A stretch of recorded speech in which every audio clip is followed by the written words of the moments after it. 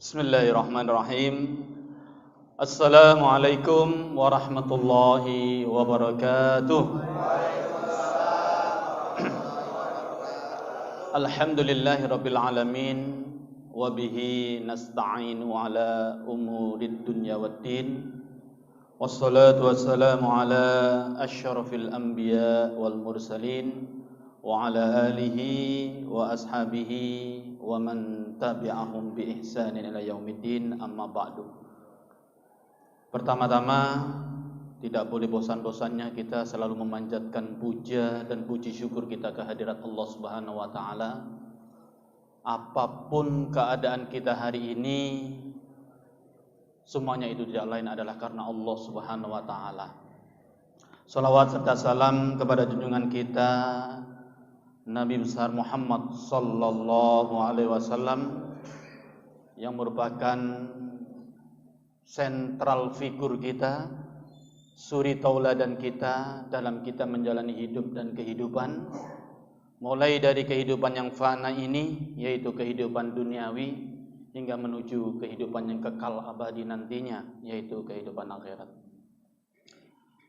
Yang sama-sama kita muliakan Bapak Kepala Desa Pak Sugeng Sairi yang berhadir, nampaknya rajin sama kita,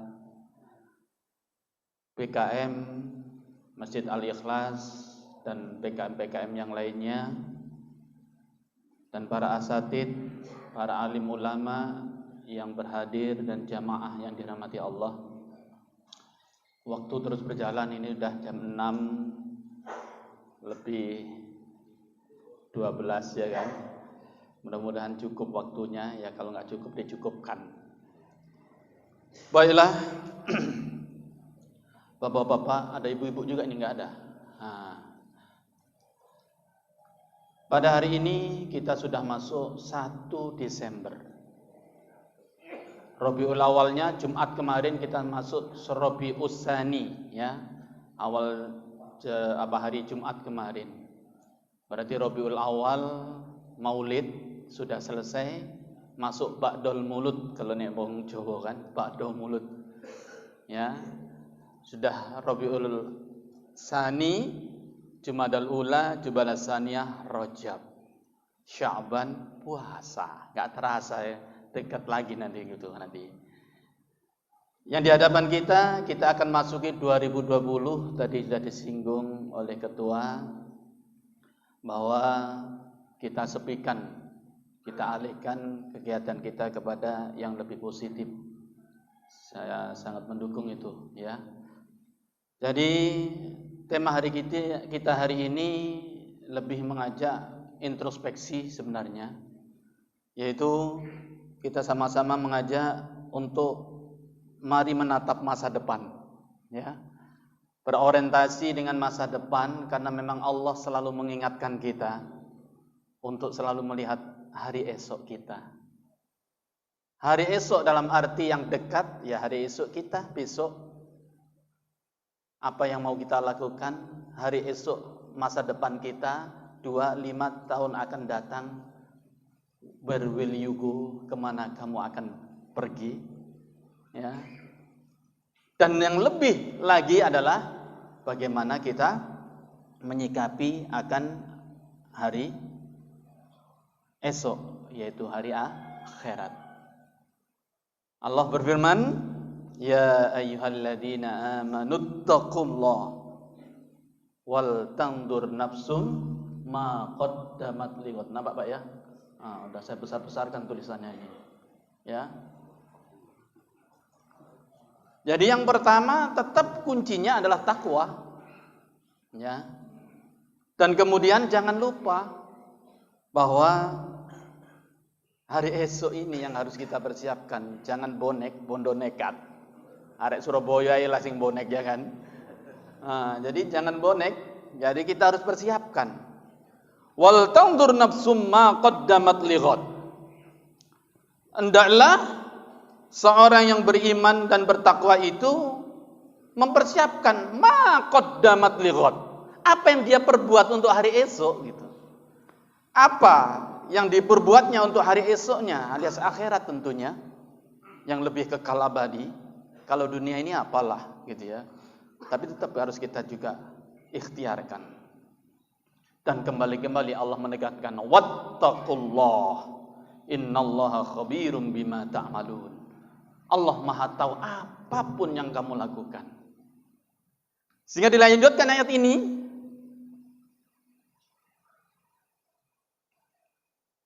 jangan sampai kita seperti orang yang fasik nantinya. Masih lanjutan ayat itu. Wala takunu kalladzina nasallaha fa ansahum anfusahum. Ulaika humul fasiqun. Jangan sampai kamu seperti orang fasik, orang yang rusak. Kenapa? Lupa untuk mengingat Allah. Dan janganlah kamu seperti orang-orang yang lupa untuk mengingat Allah.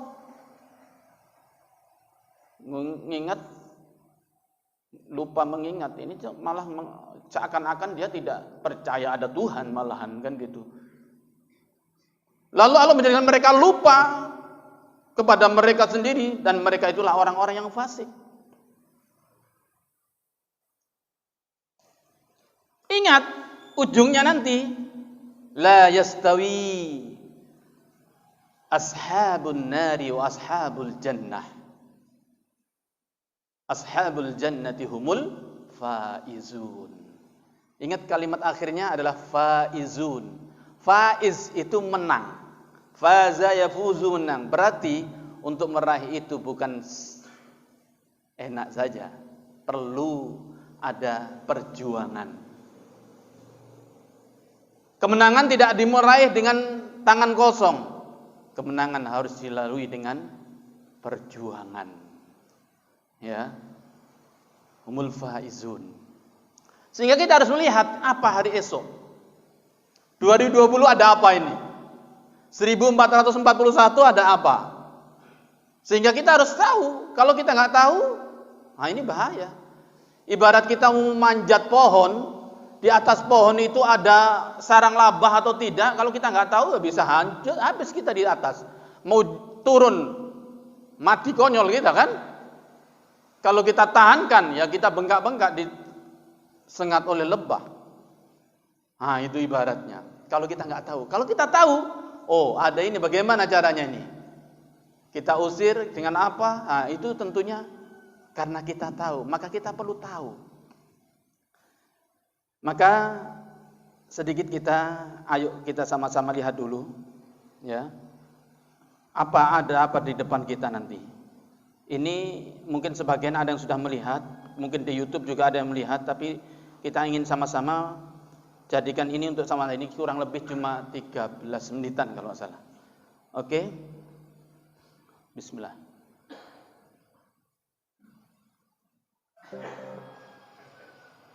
Wah, bunyi. Ya.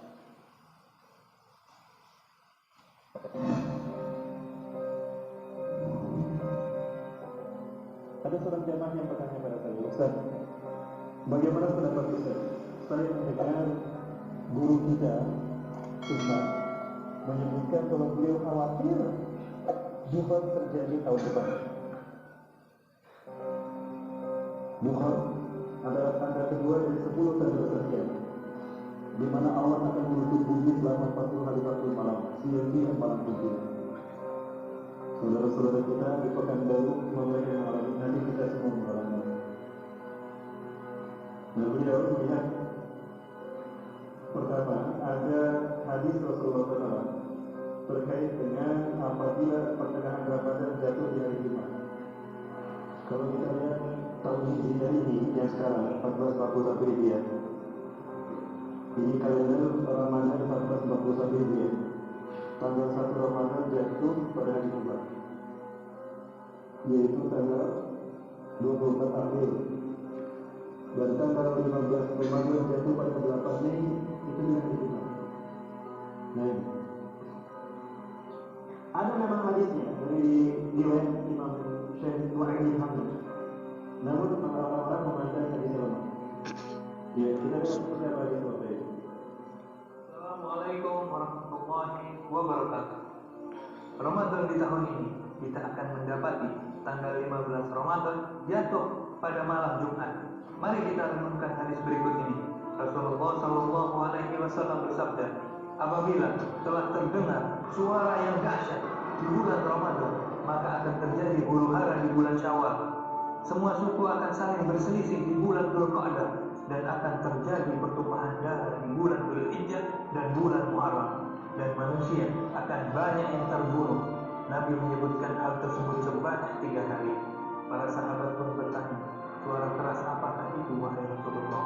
Beliau menjawab, suara keras yang terjadi di pertengahan bulan Ramadan pada malam Jumat. Suara dahsyat itu mengagetkan orang-orang yang sedang tertidur, menjadikan orang-orang yang berdiri terjatuh. Para wanita-wanita terhampat keluar dari kamar. Pada malam Jumat di tahun tersebut banyak terjadi gempa bumi.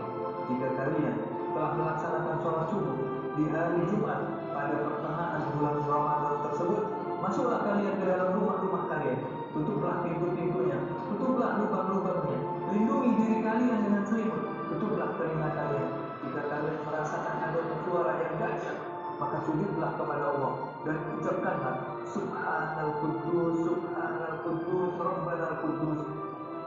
Barang siapa yang melakukannya, niscaya akan selamat, dan yang tidak melakukannya niscaya akan binasa. Hadis ini diriwayatkan oleh Nu'aim bin Hamad di dalam kitabnya Al-Fitan. Kapankah hal ini akan terjadi? Apakah malam Jumat tanggal 15 Ramadan esok? Wallahu a'lam bishawab. Hanya Allah lah yang Maha mengetahui.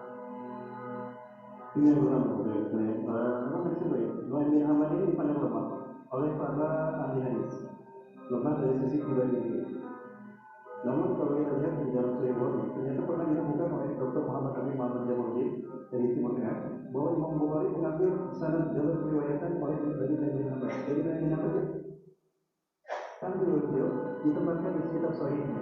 Artinya di mata Imam Bukhari dan paling atas tingkatan paling tersedikitnya, dokter hadisnya itu mengatakan beliau tidak begitu lemah. Artinya ada kemungkinan sahih dari segi pribadi, dari segi sana. Kedua, apabila hadis dhaif terjadi di dalam kehidupan nyata, maka berubah menjadi sahih di dari. Dan saya khawatir ini terjadi memang tahun depan. Artinya tahun 1441 Hijriah. Dan kalau waktu itu lihat, Imam Mahdi kata Rasulullah akan diutus di saat di musim haji banyak terjadi huru-hara, banjir darat sampai bulan Muharram. Tadi hadis saya sempat menyebutkan. Ya sesuai dengan hadis yang lain, ternyata hadis ini sama. Apabila terdengar suara dahsyat di pertengahan Ramadan, misalnya hari ini hari Kamis, besok Jumat, nah maghrib itu ada masuk hari Jumat, itu dari 15 Ramadan. Ya, maka akan terjadi huru-hara di bulan Syawal. Para umat, para kabilah akan berselisih dan bertikai di bulan Dzulqa'dah. Akan terjadi pertumpahan darah di bulan Muharram dan di bulan Dzulhijjah dan Muharram. Dzulhijjah musim haji. Imam Mahdi akan diutus setelah terjadi banjir darah di Mekah, di sekitar Masjidil Haram dan Ka'bah. Akan terjadi banjir darah. Kenapa? Karena ada 3 putra mahkota yang berkelahi setelah berebut kekuasaan, setelah meninggalnya seorang raja. Apakah tahun depan Raja Salman akan meninggal? Sehingga Imam Mahdi akan diutus, bukan Allah SWT. Bagaimana kita mendengar pengawal pribadi Raja Salman meninggal karena tembak? Itu oleh temannya katakan cekcok, itu kami berhasil. Berita yang terbaru dan terakhir yang saya dapatkan itu meninggal karena menghalangi Raja Salman dari upaya pembunuhan. Kenapa diberitakan seperti tadi? Untuk menutupi kebenaran hadis ini. Kalau Raja Salman adalah raja terakhir dari Raja Arab yang apabila meninggal akan ada 3 putra mahkota lainnya. Itu kan Rasulullah SAW. Yang terpilih sekarang tapi meninggalkan itu akan ada 3 orang laki-laki berperang di sekitar Masjid kalian, Ka'bah kalian. Artinya Ka'bah nanti akan berdarah-darah. Masjidil Haram akan berdarah-darah. Kalau dia berkhidmat di tiga putra mahkota anak raja, sebenarnya sebelum ada dibunuh, tapi tidak satu pun dari mereka yang berhasil menjadi raja. Kenapa? Karena yang jadi raja adalah Imam Mahdi. Imam Mahdi dan Rasulullah diutus di usia 40 tahun. Ada satu hadis yang mungkin Bapak Ibu pernah mendengar, mudah-mudahan mendengar. Bukan hadis ini kejadian nyata. Kejadian nyata dari Ustaz Zulkifli Muhammad Ali. Boleh saya pertanyakan, Ustaz Zulkifli Muhammad Ali guru kita semua, semoga Allah menjaga beliau. Allah menghafaz. Beliau pernah menyampaikan kepada kita Apa yang menghalangi 2015 Ustaz Zulkifli Ma'murani bersama dengan kita kalau dia mendapatkan WA dari seseorang di Madinah. WA ini berisi pernyataan, Ustaz, saya Fulan, saya tinggal di Madinah sudah 20 tahun. Saya belajar ilmu hadis di Madinah. Kemudian saya berteman dengan seseorang yang ciri-cirinya persis seperti disebutkan Ustaz tentang Imam Mahdi, baik ciri-ciri fisik ataupun ciri-ciri akhlak. Semuanya Ustaz ada pada orang ini. Mulai dari alisnya yang indah dulu, mulai dari warna kulitnya yang hitam orang Arab, mulai dari tubuh orang Israel, mulai dari hidungnya yang mancung akan angkuh, mulai dari perkedanya, mulai dari giginya depannya jalan, sampai ada tali alat di gigi kanan, sampai ada tanda kenabian di hidungnya dan kedua pahanya kecil, sampai detail seperti itu. Aku melihat Ustaz, 20 tahun aku berteman dengannya bersahabat itu. Dan dia itu benar Rasulullah SAW. Ulama-ulama di Madinah melindungi orang ini. Dan ulama-ulama Madinah mengatakan pada beliau, Anda ini jangan-jangan Imam Mahdi. Kami tidak tahu Anda memimpin kami sebagai Imam Mahdi. Tapi belum tahu aku mengatakan Ustaz, Lastu Mahdi yang Anda ini dari Al-Ansar.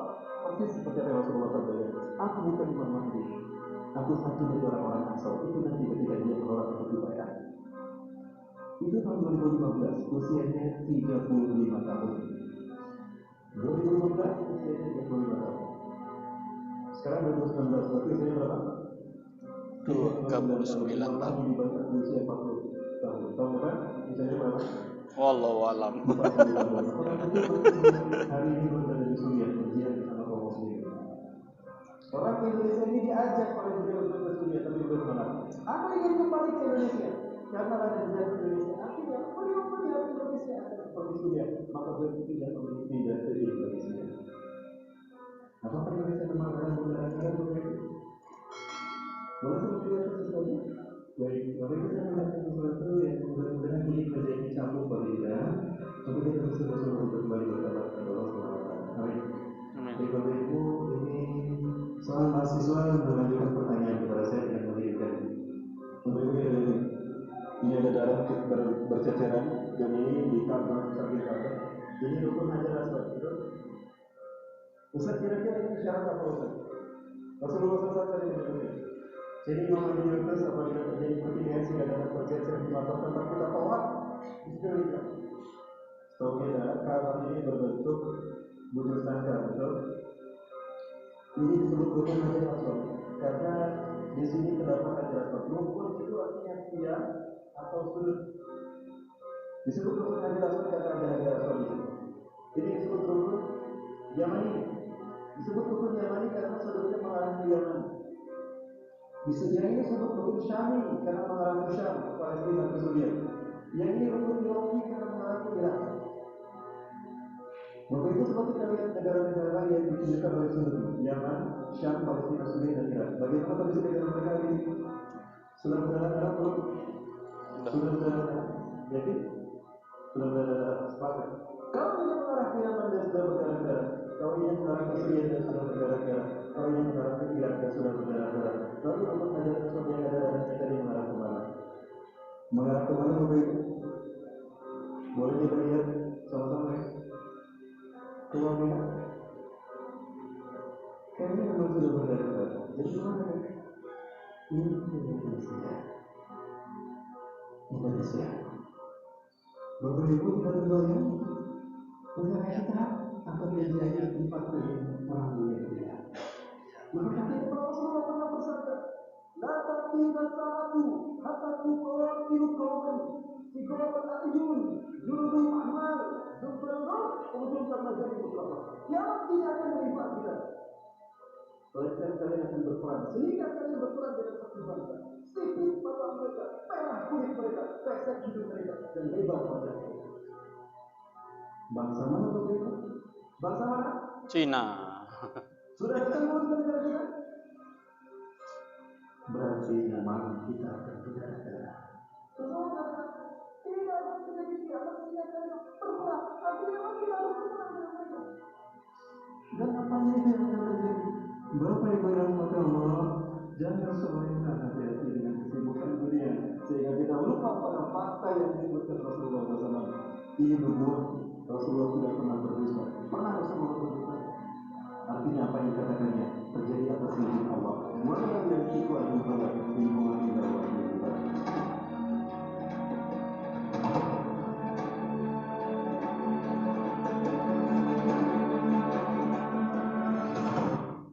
Iya. Wallahu a'lam. Memang hadisnya lemah, tapi kalau memang itu lemah atau dhaif, kalau sesuai dengan kenyataan kehidupan, maka berubah hadis itu menjadi sahih lidati. Wallahu a'lam. Tetap kita tidak bisa memutuskan apakah tahun depan kiamat, nggak boleh. Karena itu tetap rahasia Allah. Rasul sendiri juga ada. Yang jelas 14 abad yang lalu Allah dalam surat Al-Qamar sudah menyatakan iqtarabatis sa'ah, bahwa kiamat itu sudah dekat. Apalagi kita sekarang yang sudah 14 dari Al-Quran diturunkan. Makanya tanda-tanda sudah banyak. Wallahu alam, itu sebagai isyarat atau itu menjadi itibar kita untuk justru semakin kita mendekatkan diri kita kepada Allah Subhanahu wa taala. Maka setuju kalau nanti 2020 nanti enggak saatnya kita untuk berpesta pora untuk itu. Ya. Anak-anak remaja kita harus gandeng sekarang. Ya. Kita ingin anak remaja kita itu paham bahwa ada 7 golongan yang akan mendapatkan naungan di mana hari itu nanti tidak ada naungan. Yaumun la dilla illa dilluhu. Yang pertama al-imamul adil, imam yang adil. Itu yang berat untuk mencapai itu. Maka untuk mencapai ini juga enggak mudah. Nah, seorang pemimpin yang adil yang bisa mengayomi rakyatnya dan sebagainya. Ya, tidak zalim. Dan yang kedua ini, kedudukan yang kedua yaitu syabun nasafi ibadatillah. Yaitu pemuda yang dalam ketaatan beribadah kepada Allah. Di mana anak muda kita sekarang subuh? Lebih banyak bapaknya atau anak mudanya? Masih anak bapaknya kan? Nah ini makanya perlu kita sentuh. Ya. Kemarin kita mengadakan Maulid Nabi, alhamdulillah sukses. Mungkin sebagian ada yang hadir. Ya itu juga kita sudah merangkul anak-anak remaja kita. Banyak pesan yang dapat kita ambil di sana, mungkin sebagian juga sudah hadir. Kita kasih cuplikannya ya sedikit, nggak usah banyak-banyak. Nanti kapan saya ngomongnya kan gitu ya. Ya. Jadi ada pesan yang bagus yang bisa kita ambil nantinya, yaitu Ustaz Yahya Waloni. Ya.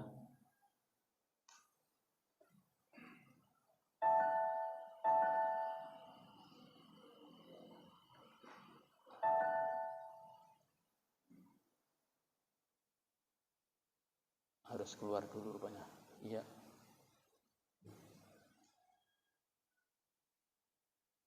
Iya ini. Ya di sini.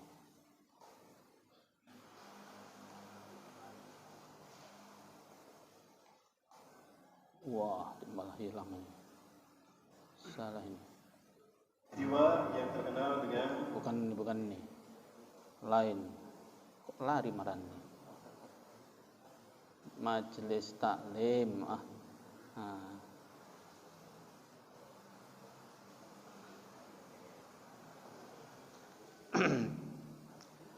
Ada kutipan yang bagus yang bisa kita. Ini acara kita kemarin.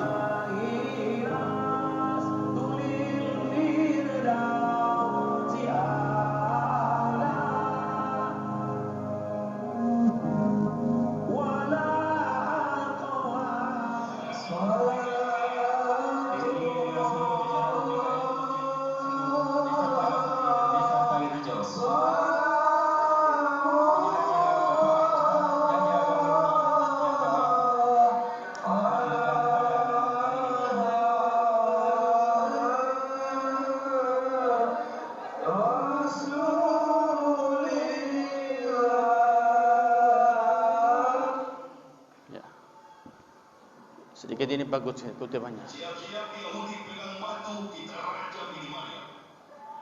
Begitu Maryam melahirkan, ada satu suku namanya kaum Majusi, astronom, ahli perbintangan, penyembah matahari.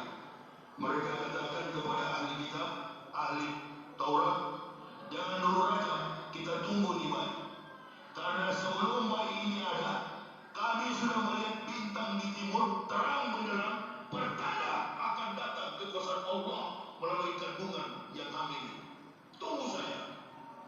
Yahudi kurungkan niatnya sambil melihat Maryam mengeram kesakitan. Lahirlah anak ini. Begitu anak ini lahir, dimandikan, dipotong pusarnya, berpisah dari ibunya, ditaruh dalam ayunan.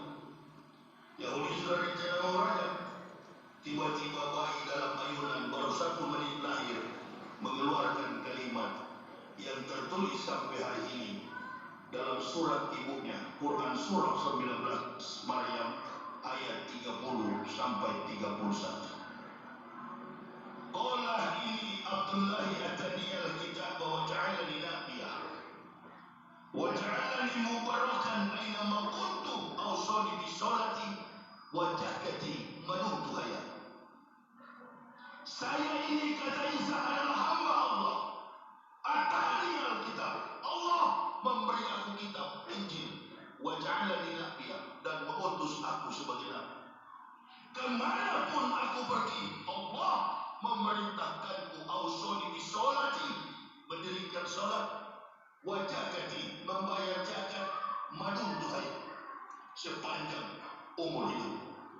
Ini Isa yang bicara dalam Al-Quran. Kalau orang sudah diperintahkan mendirikan solat, membayar zakat, agamanya Islam atau Kristen? Islam. Jangan ragu-ragu. Orang sholat, orang membayar zakat, agamanya Kristen atau Islam, mukmin atau kafir? Nah, kenapa selama ini antum sampai yang ajar antum bisa di gereja? Siapa yang ajar ya? Semua pendeta tahu itu. Tapi tergantung kemampuan pendeta. Kalian ada saya di YouTube pasti nggak tahu lah itu. Kemampuan intelektual ahli kitab di atas rata-rata, insya Allah nggak ada jalan lain yang pilih kecuali Islam. Kaget Yahudi. Udah bawa kitab begini mahal, dibuka sama Yahudi. Masya Allah. Ternyata ini betul-betul firman yang dia sampaikan tertulis dalam Taurat. Dialah ini rupanya nabi terakhir dalam kehidupan iman dan budaya kita. Inilah Yeshua Masya. Inilah Isa Al-Masih. Ayo Saduki, kita pulang. Saduki bilang sabar dulu lah. Ini kelompok dua ini anti betul sama nabi-nabi. Kelompok Saduki dan Farisi bertambah dengan Yahudi. Kata Yahudi, tunggu dulu Ki. Udah nih, pulang aja dah. Ini anak sudah jelas-jelas bagian daripada kita. Yahudi kan kepala batu. Memang yang dia sampaikan ini firman. Dan lagi pula, anak baru lepas dari kandungan, baru keluar dari kantong rahim, fikorahim makin, sudah bisa berfirman. Berarti ini nabi. Pulang aja kita dulu. Saduki dan Farisi, Yahudi nggak mau kalah. Sabar dulu kawan. Kita tunggu dulu hari yang ke-8. Ini adat yang terakhir kalau orang Yahudi lahir. Pulang dulu kita. Jangan dulu pulang. Kita mampir dulu warung kopi. Kita koordinasi. Waktu itu mereka mampir di sini. Cek perpecut sejuan. Ada saya waktu itu di sampingnya ada warung kopinya Haji Ucok. Di situlah dia duduk. Jumpa dia. Dialog dia. Begini Ki. Apa nih? Memang tadi itu riwayat risalah yang sudah disampaikan Ibrahim Sulaiman Daud tentang kehadiran Al-Masih. Tapi kita lihat saja dulu. Kalau anak ini betul-betul mengikuti teladan kita, agama kita, adat istiadat keagamaan kita, barulah kita akui dia nabi. Ada satu adat di Yahudi yang berlaku,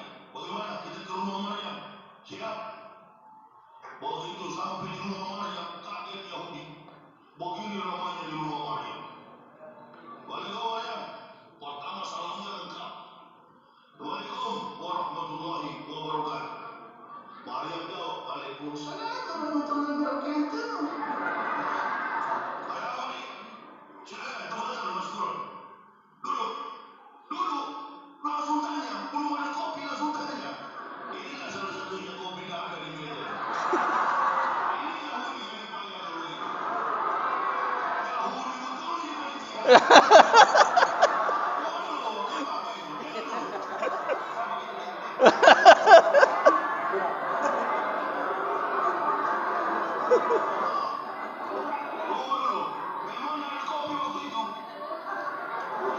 Masya Allah, Yahudi sudah duduk.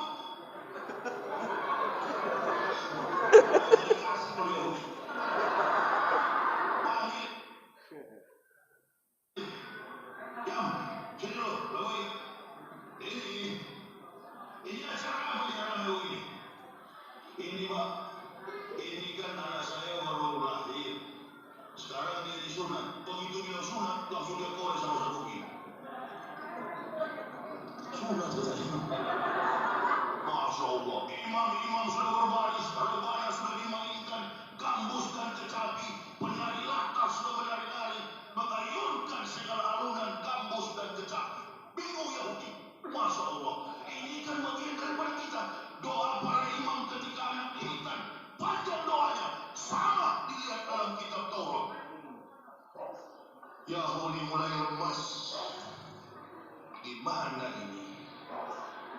Begitu ditaruh anak ini disunat, usai disunat, keluarlah Quran surah As-Saff, surat 61 ayat yang ke-6.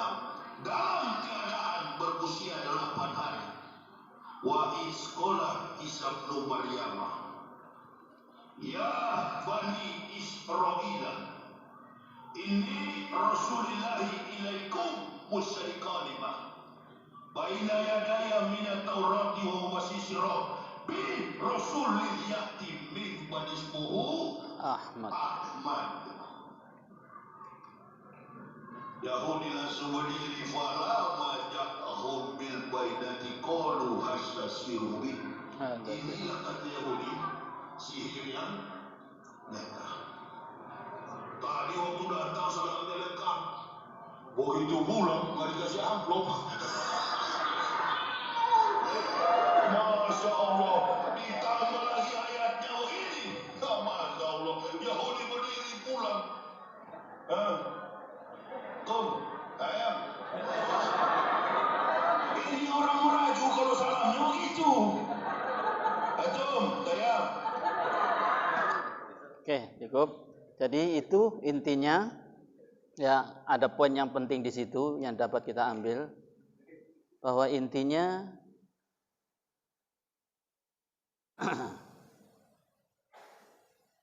mana ini? Iya, ini dia. Ketika Isa ibnu Maryam, ini yang tadi jelasnya, karena beliau mu'allaf jadi bacaannya kurang pas kan Pak ya. Qala inni Abdullah atanil kitab wa ja'ali nabiyyan wa ja'alani mubarakan ainama kuntu wa awsani bis shalah waz zakah ma dumtu hayya. Jadi para nabi semuanya itu adalah sholat. Namun jangan tanya bagaimana syariat sholatnya. Syar'uman qoblana kita tidak urus. Urusan kita adalah syariat Rasulullah yang mengajarkan kita, yang telah disempurnakan. Jadi bekal apa yang kita bawa untuk hari esok? Tidak lain, tidak ada syarat lain. Sholat. Itu. Maka pentingnya ini yang perlu kita sampaikan intinya. Dari Nabi Isa sudah menyampaikan yang diabadikan dalam Al-Quran, Maryam 30 dan 31. Masih dalam keadaan bayi yang berbicara, inilah perkataan Isa. Dan para pendeta tadi dikatakan, kalau saya mengatakan mungkin nggak percaya Pak. Yahya Wallon yang sudah menyampaikan, para pendeta itu sudah tahu Pak. Masihkah kita ragu dengan Islam? Jangan Pak. Kalau mereka mengadakan itu, kita ketawa. Ya kan? Itu. Kenapa? Logika mereka nggak sampai. Mungkin karena ego atau karena kesombongan. Itulah yang memutup hidayah mereka. Maka kita harus jangan hanya bangga, tapi sudahkah kita melaksanakan perintahnya ini?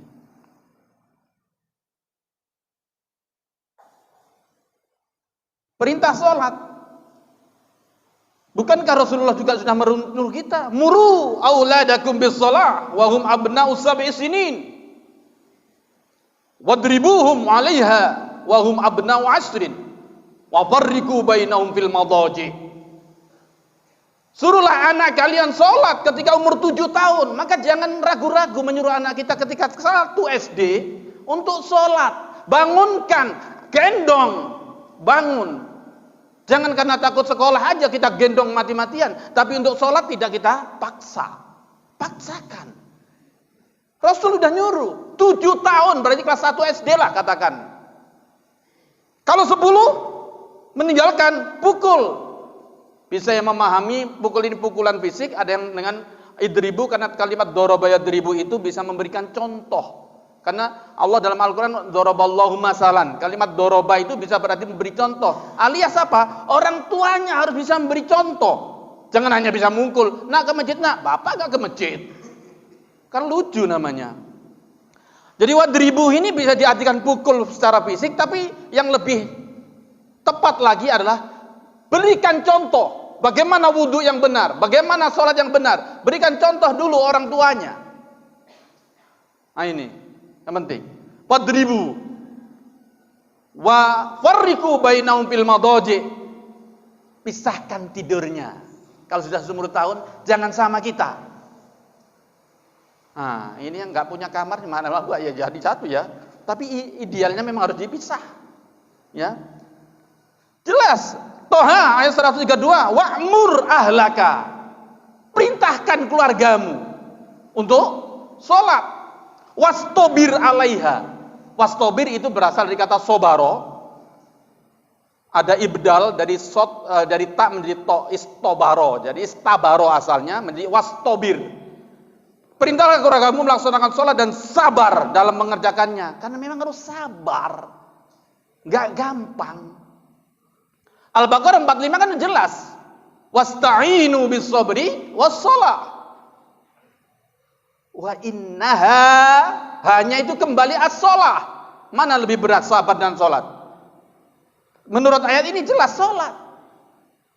Karena kalimat innaha itu mu'annas berarti kembalinya ke as-shalah, bukan as-sabru.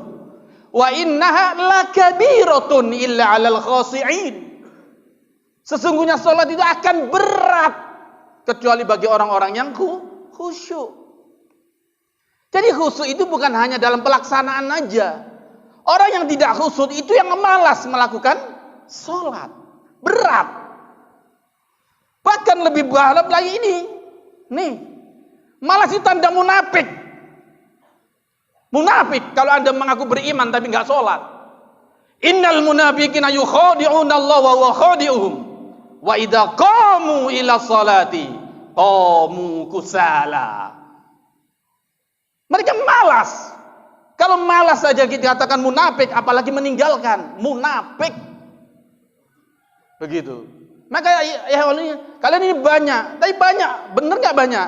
Maka dia mengutip kata-kata Zainuddin Abidin almarhum, Allahumma yarham, umat Islam nanti akhir zaman kaghusa'is saili, ghusaun kaghusa'is saili. Seperti buih yang banyak, tapi kualitasnya nggak ada. Kuantitasnya aja banyak, tapi kualitasnya kurang. Nah itu. Jadi intinya ke situ. Bekal yang tidak lain ada sholat, sholat, sholat. Mari kita perbaiki. Sholat. Munafik. Apa munafik? Bahkan Allah meletakkan orang munafik duluan daripada orang kafir. Lupa saya ayatnya. Ya. Aradna jahannamal kafirina semua. Ya. Orang munafik itu lebih bahaya. Bajunya Islam tapi hatinya munafik. Itu lebih bahaya. Lebih jelas-jelas kafir. Gitu. Kalau munafik ini Allah lebih marah. Maka ada surat Al-Munafikun. Karena memang itu adalah bahaya. Jadi ini sholat. Bekal tidak lain adalah sholat. Mari kita sama-sama. Kita perbaiki. Kita sudah selesaikan di ikatan kita. Itu fikih toharoh, fikih sholat. Jangan merasa selama ini sudah merasa benar. Kita harus tawadhu. Bagaimana sifat sholat Nabi? Bagaimana sifat toharoh Nabi? Jangan-jangan selama ini kita salah. Harus merendah hati kita. Karena bagaimanapun sholat yang diterima harus ma qala Allah wa ma qala Rasul. Jangan pandai-pandai. Khususnya sholat itu sudah diatur dan diikat dengan dalil. Tidak ada lebih dan kurangnya. Nah itu berarti kita perlu kaji. Nah, sholat. Ya. Nah ini akhirnya orang-orang yang munafik ini nih, mudabdabihan baina dzalika la ilaha illallah wa la, ya ini orang pengambing. Banyak sekarang orang yang kayak ini mudabdabihin. Mereka dalam keadaan ragu-ragu antara demikian iman atau kafir, enggak jelas. KTP-nya Islam tapi menghujat sunnah. Fobia, Islamfobia, takut kepada Islam. Nah ini muncul di tengah-tengah kita. Inilah akhir zaman. Tidak masuk kepada golongan ini, golongan orang beriman dan itu pula dan golongan dan sebagainya. Mudabdabihina itu. Ini dalam surat An-Nisa 142-43. Ya, jadi sholat. Makanya kita nggak bosan-bosan selalu mengingatkan itu. Ya, maka kita ingat akan pentingnya sholat ini loh. Inna awwala ma yuhasabu bihil abdu yaumal qiyamah min amalihi as-shalah. Fa in saluhat qad aflaha wa anjaha. Kalau benar salatnya, saluha, bisa benar sesuai dengan apa yang dikatakan oleh Rasulullah. Karena muncul hadis yang sangat masyhur, "Shallu kama raaitumuni usalli." Ha itu. Jadi ini yang menjadikan penting bagi kita. Oke, waktunya hampir habis. Kebenaran Rasul sudah jelas tadi dikatakan ketika Isa diayunkan. Wa idz qala Isa bin Maryam, "Ya bani Israil, inni Rasulullah." Kayak jelas-jelas gitu loh, masih enggak percaya. Rasulullah ilaikum musaddiqan lima baina yadayya minat Taurat mubassiran bi rasulin ya'ti min ba'dismuhu Ahmad. Nah, ini. Maka ada Pak yang membantah, itu kan Ahmad bukan Muhammad, bukan Muhammad itu. Dasar Yahudi ya gitu. Betul Pak. Secara teksnya kan Ahmad bukan Muhammad. Berarti bukan Muhammad itu. Maka Nabi yang terakhir menurut Isa, Muhammad bukan. Nah, gimana Pak jawabnya begitu? Nah, inilah perlunya belajar bahasa Arab. Ahmad itu ismu tafdil. Ismu tafdil itu namanya superlative degree. Kalau kabirun, akbar, lebih besar. Ya, ketawaduannya Nabi Isa akan Rasul yang akan datang itu lebih mulia. Bahwa ya'ti min ba'di, Ahmad itu yang lebih mulia dari segi namanya. Namun Rasulullah itu lebih memang dari segalanya. Kalau orang berbicara orang yang paling jujur, tidak ada satupun orang yang lebih jujur kecuali Muhammad. Kalau ada orang yang sedekahnya banyak, tidak ada yang lebih sedekahnya lebih banyak Muhammad. Begitu. Jadi sifat yang melekat pada seorang yang tidak hanya satu aspek, mungkin Isa satu sisi kebaikannya, tapi tidak menyeluruh. Tapi kalau Muhammad Rasulullah itu menyeluruh, semua aspek kehidupannya itu terbaik. Kalau nanya sholat, tidak ada sholat sahabat siapapun yang melebihi bagaimana sholatnya Rasulullah. Begitulah, paling semuanya. Dalam hal ibadah, dalam bermasyarakat, dalam bermuamalah ma'anas, semuanya tercakup. Maka dari Ahmad berubah jadi Muhammad, yang kurang lebih di Al-Quran 2 kali disebutkan. Muhammad itu artinya ismul mubalaghah, yang berarti mencakup seluruh sifatnya. Makanya kalau Karim, Akram, Al-Mukarram, nah itu kan sama dengan Muhammad. Nah itu. Jadi itu adalah yang dimaksud satu, yaitu Ahmad, yaitulah Muhammad. Ya. Ujung dari ayat ini tengok. Hada sihrum mubin. Udah gitu, ini sihir ini. Masa anak kecil gini bisa ngomong? Itu dasarnya Yahudi itu. Maka kalau kita juga seperti itu, masih mempertanyakan, itu sama aja dengan mereka yang dikatakan dalam Al-Quran, A'angdartahum am lam tumdirhum la yu'minun. Itu siapa? Innal ladzina kafaru sawa'un alaihim. Mereka ada sama aja. Diberikan tayangan ini, itu kan bisa-bisanya video. Mana tahu kiamat? Iya memang, siapa yang tahu kiamat? Tidak. Tapi kita harus tahu, ada hari yang berakhir. Ada awal, ada akhir. Cuma kita tidak bisa memutuskan kapan itu. Yang jelas setiap kita akan mengalami hari akhir kita masing-masing. Itulah yang disebut dengan kematian. Apa yang kita siapkan dalam mati? Jangan bonek lagi saya sampaikan. Nanti kan kalau banyak yang mendoakan, kirim doa semuanya banyak-banyak. Enggak cukup itu. Semuanya akan dipertimbangkan dengan amalan kita. Apa bacaan kita? Ingat di kuburan itu gelap. Gelap gulita. Siapa yang menjadi pelita? Amal soleh kita. Bacaan Quran kita yang akan menjadi pelita kita. Dia mulai dari kita sakaratul maut sampai masuk ke dalam alam kubur kita. Ingat ceramah Ustaz Jabir itu tentang bagaimana kita membaca Al-Quran. Jadi banyak sekali yang harus kita benahi hari ini. Jadi ini momentum akhir tahun. Kalau akhir tahunnya miladiah, enggak usah mesti, kok mesti Ustaz miladiahnya diagungkan. Enggak. Karena memang sudah menjadi qadarullah, ada miladiah, ada hijriyah. Ya kan? Tapi semuanya itu tidak usah dikit. Yang penting apa yang sudah kita siapkan. Ya. Jadi kayaknya sudah habis ini. Sudah habis terakhir, ya. Jadi itu yang menjadi terpenting bagi kita. Ya udah habis nanti. Maka mari kita jadikan ini untuk sama-sama menjadi titik balik kita. Faktanya kita masih diberi hidup oleh Allah sampai hari ini tidak lain adalah Rahman dan Rahimnya Allah. Allah memberikan melalui lisan kami mungkin, ya, melalui pertemuan ini. Terus terang kami tahun lalu diundang Ustaz Pak Suki juga nggak sempat, ya. Tapi alhamdulillah mungkin momennya pas hari ini, ya. Kita sama-sama kita bangkitkan. Ayo kita satukan. Tapi jangan cuma rame-rame tok tapi sholat enggak. Ukurannya subuh. Itu aja. Orang Yahudi tahu, Pak. Kalau umat Islam subuhnya sudah seperti Jumatan, itu baru umat Islam. Dan sudah mulai, Pak. Di Jogokarian, ya kemarin kita dikumpulkan BKM di Masjid Silaturahim di Semayang itu ada yang sudah kunjungannya. Betul, Pak, subuh itu bisa 1000 orang.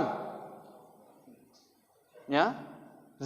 Impaknya itu memang dinolkan, Pak, dan mereka punya aset. Ya. Jadi kalau makan mau apa, hilang kereta diganti, Pak. Sampai begitu. Itu sudah mulai. Kita gimana ini? Ya tentunya mulai dari yang kecil dulu ya. Ini udah banyak. Kami cuma 10 masjid. Yang selama ini 9. Ternyata ada satu lagi di ujung sana. Ada musolanya. Ya, yang sedang kita mau. Itu pun masih berat, Pak, kami. Kami paling-paling 30 orang, Pak. Tapi tetap kita istiqomahkan. Terus ajak satu, masing-masing ajak satu, masing-satu ini kalau masing-masing satu kan nggak cukup lagi minggu depan lagi. Satu aja kan gitu. Ya tapi kenyataannya ada yang datang, ada yang tidak. Biarlah tetap kita jalan terus. Men may come, men may go. But we are going on. Gitu kan. Biarlah orang pergi, biarlah orang berlalu, tapi kita tetap going on. Oke? Oke. Wallahu a'lam bishawab. Pas jam 7. Kayaknya pertanyaan enggak ada yang ditanya, Pak. Masing-masing tadi aja lah. Cari PR sendiri, ya. Rasa karena hari ini bukan masalah kajian ilmiah, ya hanya cuma paparan aja ini kan. Hari ini kita enggak menyampaikan tentang, tapi intinya ini. Ya, ayo kita ajak mulai dari diri kita. Yang lalu sudahlah berlalu. Allah Maha Rahman dan Rahim. Jangankan kita orang yang membunuh sampai 100 orang, ya Allah ampunkan. Kalau kita kecil, paling mabuk-mabuk gigit ya kan enggak apa-apa, ya kan? Ya udah taubat aja, ya kan? Cuma jangan diulang, kan gitu. Kalau berulang lagi ya tobat lagi. Mudah-mudahan masih ada umur kan begitu. Allah Maha Rahman dan Rahim, Allah Maha Pengampun. Ini saja yang mungkin bisa sampaikan ya Pak ya. Kayaknya kita paskan jam 7 kan? Jadi kita doa aja langsung. Jadi karena waktunya juga mepet, Jadi mari kita sama-sama bermunajat kepada Allah Subhanahu wa taala. Mudah-mudahan kita tetap dalam jalannya istiqomah ya, untuk dalam ketaatan kepada Allah Subhanahu wa taala. A'udzubillahi minasyaitonirrajim. Bismillahirrahmanirrahim. Alhamdulillahirabbil alamin. Wassalatu wassalamu ala asrafil anbiya wal mursalin. Walhamdulillahi rabbil alamin. Hamdan naimin, hamdan syakirin, hamdan yuafi ni'amahu wa yukafi'u mazidah. Ya Rabbana lakal hamdu kama yanbaghi li jalali wajhikal karim wa 'azimi sultanik. Allahumma nawwir qulubana binuri hidayatika wa ilmika kama nawwartal arda binuri syamsika wa qamarika abadan abada. Allahumma hdina siratal mustaqim, siratal ladzina an'amta 'alaihim minan nabiyyin was-siddiqin was-suhada was-salihin wa hasuna ulaika rafiqa. Dzalikal fadlu minallahi wa kafaa billahi syahida. Rabbana anzilna munzalan mubarakan wa anta khairul munzilin. Allahumma inna nas'aluka ilman nafi'a wa rizqan thayyiba wa amalan mutaqabbala. Rabbana taqabbal minna du'aana innaka antas samiul alim wa tub alaina innaka antat tawwabur rahim. Rabbana atina fid dunya hasanah wa fil akhirati hasanah wa qina adzaban nar. Subhana rabbika rabbil izzati amma yasifun wa salamun alal mursalin walhamdulillahi rabbil alamin. Mari kita tutup dengan kafaratul majlis. Subhanakallahumma wa bihamdika asyhadu an la ilaha illa anta astaghfiruka wa atubu ilaik. Wassalamu alaikum warahmatullahi wabarakatuh.